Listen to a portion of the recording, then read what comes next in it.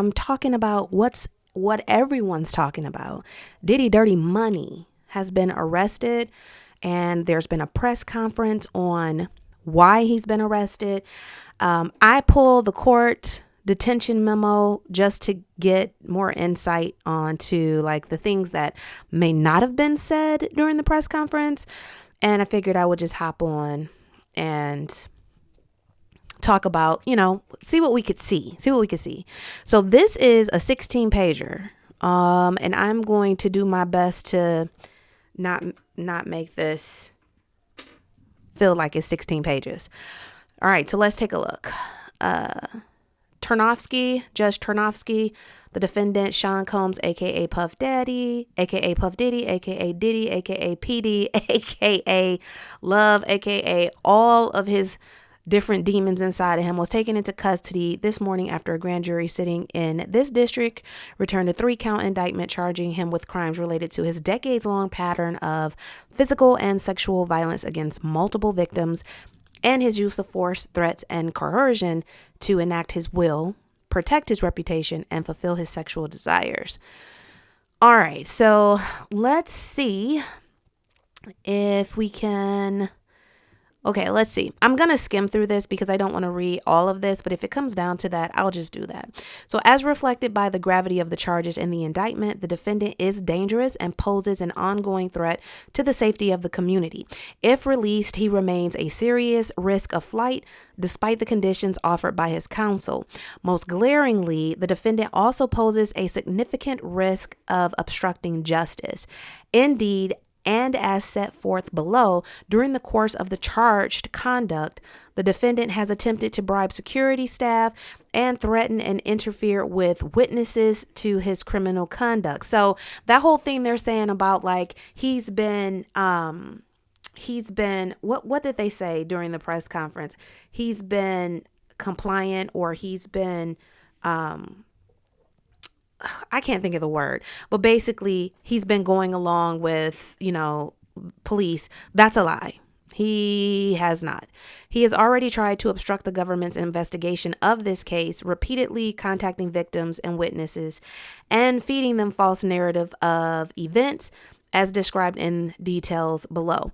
There are simply no conditions that would ensure that the defendant's efforts to obstruct and tamper with witnesses will stop. The defendant therefore cannot overcome the statutory presumption in favor of detention, and the court should order him detained. So they want him to stay in custody, because he's a flight, they're basically saying he's a flight risk. He's going to continue to try to obstruct justice, doing his little stuff behind the scenes. They want him detained. And that was the question I had. Are they going to let him go back home? What are they going to do? So there's an answer for that. And then they're going into the background. Let's see. On September 17th, 2014, an indictment returned by a federal grand jury sitting in the Southern District of New York was unsealed, charging the defendant with racketeering conspiracies from in or about 2008 through on or about the date of the indictment, which is including sex trafficking from in or about 2009 through in or about 2018 in violation of 18 USC. 2 counts of that, 1 count of sex trafficking, and 2 counts. What is this? Sex trafficking from 1 count of that and 2 counts. Count 1, sex trafficking. And then interstate transportation to engage in prostitution. So I guess it's 2 counts of the trafficking, interstate transportation to engage in prostitution. So from in or about 2009 through in or about 2024. So it says interstate transportation to engage in prostitution from in or about 2009 through in or about 2024. Homeboy was still doing it. He was still doing it. So that whole talk Carisha was doing, y'all, and I try to keep it about the music, not the people's personal life, but this is all over the news. You can't escape it. Carisha was straight lying. Oh, she never seen any of that. Whoop-de-whoop. That was not true, because they're saying he was still doing it. Combs' use of violence, threats, and coercion. Now, if you watch the presser, they said they mentioned arson, and I'm thinking that's going back to the Cassie situation where I forgot who it was that he blew the guy's car up because he thought he had eyes for Cassie or whatever. I'm thinking that's coming into play. But since at least 2008, the defendant and other members and associates of the racketeering enterprise alleged in the indictment, the enterprise, which includes the defendant's multifaceted business empire, the Combs business, wielded the power and prestige of the defendant's reputation as a musician, entrepreneur, and figure in the entertainment industry to commit federal crimes, including racketeering, sex trafficking, and other offenses. As charged in the indictment, many of those crimes involve the sexual abuse and exploitation of women and other crimes of violence. Moving on into the sex trafficking and abuse piece. Using the power and prestige of the enterprise, the defendant lured female victims into the defendant's orbit, often under the pretense of a romantic relationship. The defendant then used force, threats of force, and coercion to cause those female victims to engage in sexual activity, which included frequent sex acts. Okay, so they talked about this in the press conference, but let me just up this a little bit bigger so y'all can see it. The freak offs. They're talking about the freak offs. The defendant arranged freak offs with the assistance of members and associates of the enterprise, including employees of his business, and the hotel rooms where they were staged often sustained significant damages. So they're basically letting us know that he didn't do it alone. And they said that in the presser. Like, this was an organized situation that included several of his employees, which is interesting. They said that the investigation is ongoing. I'd be interested to find out if they're going to bring anyone else up on charges here. The defendant ensured the victims would participate in the freak offs. Okay, so that he was giving them ketamine and ecstasy. We know that from Cassie's situation. At least a dozen witnesses will confirm that they personally observed the defendant's violence towards women and or the injuries sustained by women at the defendant's hand. One incident of female abuse occurred when a female victim was attempting to leave the hotel. That's the Cassie incident where he was running down the hall, catching her, kicked her, pulled her back down. We know about that. Okay, the defendant also coerced victims into participating in freak-offs by controlling their careers, finances, livelihood, and or housing, among other aspects of their lives, or by threatening to disseminate recordings of freak-offs. So basically pass out those recordings of the freak-offs and housing. Yeah, we were just talking about this because he owned Kim's house. He owned Misa's house. Like, he basically funded their life. That was his way of making sure they stayed in line. Just terrible. The defendant used his considerable wealth and influence to make victims rely on him financially. For example, by paying for their rent or their cars, or by offering them career opportunities. Yes. Once he provided his support, the defendant repeatedly threatened to take it away to ensure the victim's compliance with his demands, including their just an awful person, right? Just an awful person. Other violence. In addition to the defendant's physical, sexual, and emotional abuse of his romantic partners, the defendant repeatedly engaged in acts of violence directed toward his employees and others. As charged in the indictment, the defendant, often assisted by members and associates of the enterprise, engaged in kidnapping, arson, and physical violence, such as throwing objects at people, throwing people to the ground, and hitting, dragging, choking, and shoving others. Numerous witnesses, including the defendant's employees and others, observed or experienced violence from the defendant firsthand and sustained lasting trauma as a result. Let's see. For example, in the early morning hours of December 22nd, 2011, the defendant and co-conspirator kidnapped. See, these co-conspirators, I'm ready for them to pull them out. Show them. Pull them out. We want names. We want faces. We want mugshots. Pull them out. Kidnapped an individual at gunpoint to facilitate breaking into and entering the residence of another individual. Multiple witnesses would testify at trial to the events surrounding the kidnapping and break-in, the latter of which is corroborated by police reports and other recordings. Listen, we need this to go to trial. We need that trial to be like the Johnny Depp trial. Yep. And I will live stream the whole thing, because all of this wicked web that's going on with all of these people tangled into that, we want to know who are you? What you know? Approximately 2 weeks later, the defendant co-conspirator set fire to individual's vehicle by slicing open the car's convertible top and dropping a Molotov cocktail inside the interior.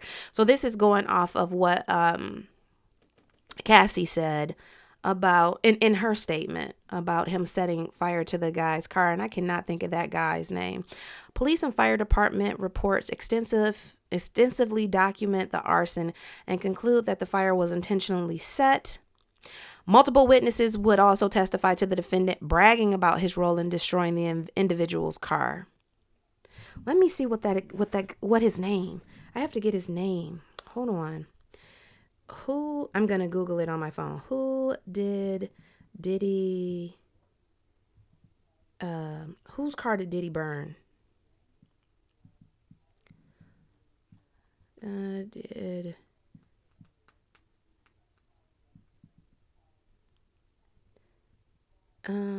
Kid Cudi, that was his name. Kid Cudi. This is what happened to Kid Cudi. Okay.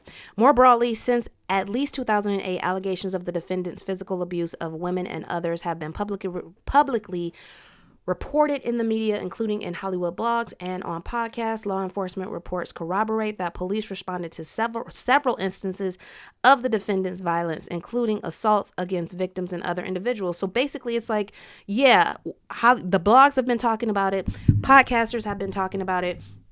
But it's true, because the police have also been responding to the reports of it. You know what I'm saying? So it's like, no more hiding. More recently, there has been an outpouring of other public allegations against the defendant, including claims of threats and physical and sexual violence dating as far back as the 90s. Let's see. These are the firearms. This guy just thought he was Tony Montana. Let's see. I need some water. My throat's getting parched here. Lots of talking. The defendant and members of the enterprise, including the defendant's security personnel, at times carried firearms. Okay, so they show pictures of these firearms in the presser. 6 legally, in addition, 6 legally, large capacity. I think we know about all of this, and we would expect him to have guns on his property. In sum, the defendant's regular use of violence and threats of violence, as well as the coercion described above against the victims and others, fostered a culture of fear in which these individuals believed they were unable to reject the defendant's demands without subjecting themselves to physical violence or other abuse. Combs bribed witnesses and obstructed justice. Yeah, and they're like, his lawyers, he's being compliant. No, he's not. No, he's not. No, he's not. I think in the presser, they said that, that term has been used very loosely because, yeah, he's doing stuff behind the scenes, still trying to wiggle his way out. Throughout the time period charged in the indictment, when the defendant faced the possibility that his violent and criminal conduct could become public, the defendant and other members and associates of the enterprise was Carisha a part of the enterprise? Pressured witnesses and victims not to report what they saw or heard to law enforcement or to otherwise conceal the criminal conduct. For example, as noted above, in March 2016, the defendant was captured on video surveillance, striking, kicking, and dragging a woman in a public area of a hotel in the apparent attempt to prevent her from leaving. Okay, a freak off. Okay, we got that. But what they're saying here, they said this in the presser too. He gave the hotel security staff a stack of cash to shut it down, make sure it doesn't come out. At the same time, staff members were in close communication with the victim of the assault as well, all in an effort to cover up defendant's assault and to prevent the incident from being publicly disclosed. I remember, I believe it was Gene Dill said that one time he beat Cassie so bad that he put her up in Hawaii for a month so that his kids wouldn't see how badly beaten she was. So yeah, within days of the incident, the surveillance video disappeared from the hotel's server. Similarly, throughout the time period charged in the indictment, members and associates of the enterprise have reached out to multiple victims on behalf of the defendant to convince them not to report. So he's just got his henchmen then. This is the enterprise, just his henchmen. We want to know who they are.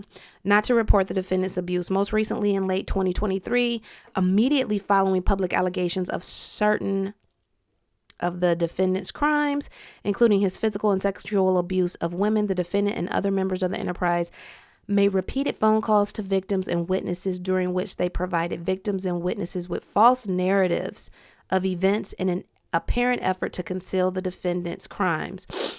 On at least 2 occasions, the defendant recorded those calls on a co-conspirator's cell phone, thereby attempting to obscure his involvement in the obstruction. Yeah, so he's basically calling people like, listen, this is what you're going to say. This is what you're going to say. The government's investigation is ongoing, which they did say that. Let's see if there's anything. Let's go down. Dangerous discussion. As for reason, pose larger than both in the physical as well as the risk of flight. This is especially true given the weight of, so we already know that he is a flight risk for sure. Dangerous. The defendant is charged with serious and violent crimes. As charged in the indictment, the defendant has physically and sexually abused women and others for the better part of 2 decades. The sex trafficking charge based on the defendant's abuse conduct, count 2, carries with it a presumption of detention, and detention is particularly supported by the facts of this case. Since at least 2008, the defendant has engaged in serious acts of violence, including forcing and coercing women to participate in sexual activity. Okay, that is not all. As set forth in the indictment, the charges against the defendant capture significant additional violence, both spontaneous and premeditated. On numerous occasions, the defendant assaulted women, employees, and others when he became enraged by throwing objects at them, choking them, pushing them, kicking them, slamming them against walls. Okay. The defendant also carried firearms to intimidate and threaten others. Let's see. This disposition to violence cannot be reasonably prevented through bail conditions. The violence alleged in the indictment was not isolated or aberrational. It was systemic and pervasive. Basically, they're saying he's a menace. He's a menace. A menace to society who needs to stay in jail. Let's see. What else we got here? Obstruction. Going into, as part of the charged racketeering conspiracy, the defendant engaged in obstruction of justice, including bribery and witness tampering. Given the defendant's history of engaging in obstructive conduct to conceal his criminal activity, both personally and through intermediaries, there is every reason to believe that the defendant will continue to engage in such obstruction if released. So they are definitely saying, do not release this guy. Do not release him. More recently, the defendant has directly and through intermediaries engaged in obstructive conduct related to matters under investigation in this case, specifically following the November 2023 lawsuit. Let's see. Attempting to feed those victims and witnesses. Yes, we talked about this already. Giving them false narratives to say, let's see, for example, on or about November 19, 2023, just 3 days after the filing of the lawsuit described above, the defendant made multiple calls to another victim of his sexual abuse and recorded certain of those calls using cell phone of a co-conspirator. During the calls, the defendant repeatedly asked for the victim's support and friendship and attempted to convince the victim that she had willingly engaged in acts constituting sexual abuse. So he's straight brainwashing, gaslighting. What other psychological trending term can we use for basically telling someone, manipulating, no, that's not what happened. See, what happened is you wanted this. What? Crazy. The defendant also assured the victim that if she needed the defendant to, she ain't got worry about nothing else. She ain't got to worry about nothing else. A thinly veiled attempt to coerce the victim into adopting and supporting the defendant's false version of events to protect the defendant. Okay, so this is throwing money at it. Like, okay, I'll just give you the money you want. Give you the money you want. And so for everybody that, when Cassie came out, a lot of people were like, oh, well, she just wanted the money. She just wanted the money. And it's like, well, I mean, he's offering the money right here. This is what he does. Even more concerning since learning about the criminal investigation, including following the execution of search warrants at his residences, Combs contacted other witnesses on multiple occasions, including other witnesses who had received grand jury subpoenas. Let's see what else.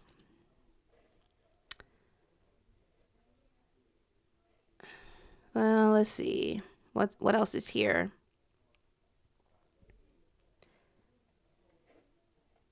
Risk of flight. Given the defendant's history of obstruction as well as the mind. Okay. They are just basically like, lock him up. These deliberate actions show the defendant was aware that what he was doing was obstructive and that his aim was to evade detection. Okay, nor can the defendant overcome the presumption that he is a risk of flight. The crimes that the defendant is charged with carry significant penalties, including a mandatory minimum sentence of 15 years imprisonment and a statutory maximum sentence of life imprisonment. See that? Yeah, they're like, oh, he's going to try to run. Nor can the defendant overcome the presumption that he is a flight of risk. So, yeah. He's going to run if he gets out, basically, because the crimes that the defendant is charged with carry significant penalties, including a mandatory minimum sentence of 15 years imprisonment and a statutory maximum sentence of life. So, yeah, he in trouble. Here, the defendant is facing at least 15 years imprisonment if he is convicted. This fact alone would provide a compelling incentive for anyone to flee from prosecution, but the incentive to flee is especially strong for this defendant, who at age 54 faces the very real prospect of spending a substantial portion of the rest of his life in prison. Dozens of victims and witnesses have provided detailed, credible, and corroborated information against the defendant. These individuals include many who personally experienced and witnessed violence and other crimes at the hand of the defendant. Let's see. So he's a flight risk. He doesn't need to leave. Weight of the evidence. As to witnesses to date, the government has conducted. Okay. As to witnesses to date. So let's see. Let's see if there's anything else. As to witnesses to date, the government has conducted interviews with over 50 victims and witnesses, many of whom saw or experienced the defendant's abuse. Many of these witnesses corroborate one another, and their accounts are similarly consistent with the other types of evidence discussed below. The government only expects that number to continue to grow, given that the investigation, which is now public, is ongoing. It's a lot of people. The electric evidence is similarly vast. The government has sought and obtained numerous search warrants for such evidence, in addition to obtaining evidence voluntarily from certain victims and witnesses. Setting aside devices seized in connection with the defendant's arrest, the government has obtained over 90 cell phones, laptops, and cloud storage accounts, as well as over 30 other electronic and storage devices such as hard drives, thumb drives, cameras, and a surveillance system. This electronic data comes from the defendant himself, as well as conspirators, victims, and witnesses, and chronicles much of the defendant's criminal activity as it occurs.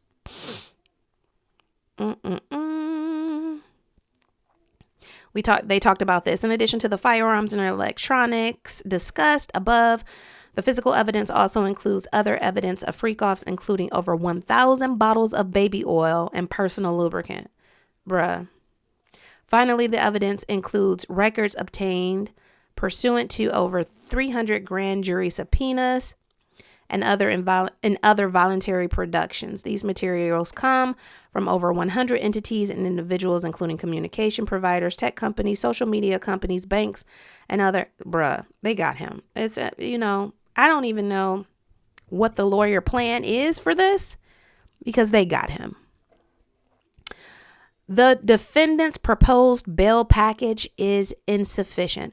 For all the reasons set forth herein, there is no bail package that can reasonably assure the safety of others in this case, where the defendant has engaged in a decades-long pattern of violence against women and others and has used his wealth and power to ensure that his criminal conduct goes unpunished through manipulative and obstructive conduct.